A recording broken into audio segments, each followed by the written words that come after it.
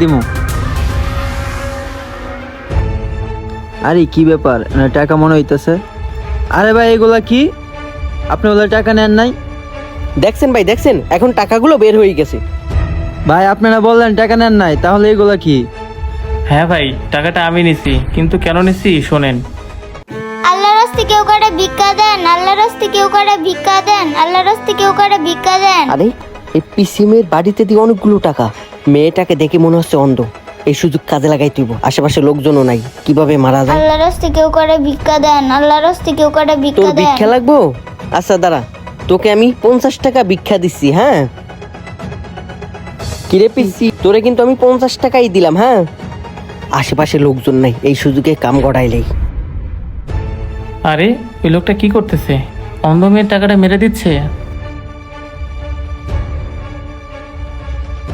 কি ব্যাপার, এই লোকটা এই অন্ধ পিচ্ছি মেয়েটা টাকাগুলো এইভাবে মেরে দিল?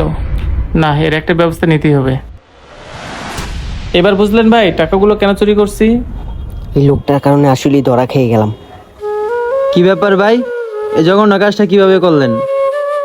হ্যাঁ ভাই, উনি এই জঘন্য কাজটা করার সময় আমি এটা দেখছি। আমি এই জন্য এই কাজটা বেছে নিছি, আর তা না হলে তো আমি ওনার কাছ থেকে এই টাকাগুলো নিতে পারতাম না। আর ভাই আপনাকেও একটা কথা বলি শোনেন, আপনি কিভাবে পারলেন ওই অন্ধ অসহায় পিচ্ছি মেয়েটা টাকাগুলো মেরে দিতে? আপনার কি লজ্জা করে না একটা ভিখারির টাকা মেরে দিতে? আর তারা অন্ধ মানুষ, সারাদিন ভিক্ষা করে কয় টাকায় বা পায়, আর আপনি সামান্য এই টাকার লোকগুলো সামলাতে পারেন না। শোনেন ভাই, আপনাদের মতো কিছু মানুষের কারণেই আমাদের সমাজের এই অবস্থা। ওই মেয়ে, উনি তো ঠিকই বলছে। আপনার লাগেন শেষ রসুর, আমার বাপের জন্ম দেখি নাই। ঠিক আছে ভাই, টাকাগুলো নিয়ে অন্ধ মায়ের যা দিয়ে আসেন ভাই। ঠিক আছে ভাই, তাহলে আমি এই টাকাগুলো অন্ধ মেয়েটাকে দিয়ে আসি। আমাদের সমাজে অনেক লোকই আছে যারা কিনা সামান্য ফকিরের টাকা মেরে খেতেও লজ্জাবোধ করে না। ভিডিওটি ভালো লাগলে অবশ্যই লাইক কমেন্ট শেয়ার করে সবাইকে দেখার সুযোগ করে দিবেন। ধন্যবাদ।